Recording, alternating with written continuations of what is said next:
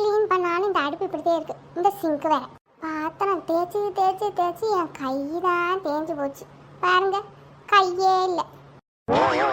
எவ்வளோ பாத்திரம் தேய்ச்சாலும் திரும்ப திரும்ப திரும்ப திரும்ப வந்து விழுந்துகிட்டே இருக்குமா?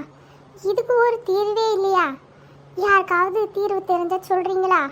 அதுக்குன்னு மிஷின் இருக்கு, அதை வாங்கி போட்டு வைமான்னு சொல்லாதீங்க. அதுக்கும் என்னமோ கழுவி கழுவி உள்ள வைக்கணுமாம்ல.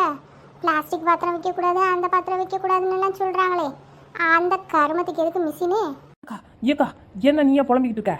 என்னாச்சு? மூச்சு வாங்க இப்படி ஓடி வந்திருக்கா வள்ளி? அக்கா உங்களுக்கு ஒரு நியூஸ் சொல்ல தான் ஓடி வந்தேன். ஆமாம், கேஸ் எல்லாம் புக் பண்ணி வச்சிருக்கீங்களா? இருக்கா இல்லையா? இருக்கு. என்ன விஷயம்? உனக்கு மாற்றி ஏற்றி கொடுக்கணுமா?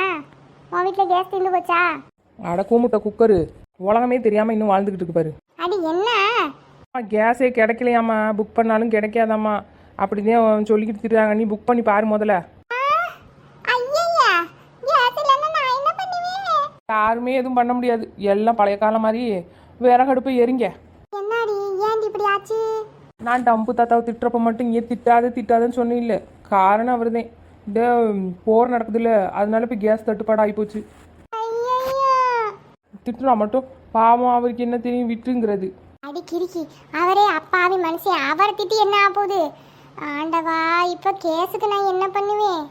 ஏங்க உங்க ஊர்லயும் இப்படி தானா? இல்லை இது உண்மையா பொய்யா கொஞ்சம் சொல்லுங்களேன். ஆமாம் சொல்லுங்க, இது உண்மையா பொய்யான்னு தெரியல, ஆனால் எல்லாம் சொல்லிக்கிட்டு கிடக்காவோ, கொஞ்சம் சொல்லுங்களேன். பாவம், இந்த அக்கா வாய் வேற பொழந்த மேனிக்கு இருக்கு. இந்த அக்காவை பார்த்தாவது பாவப்பட்டு கொஞ்சம் உண்மையை சொல்லுங்க.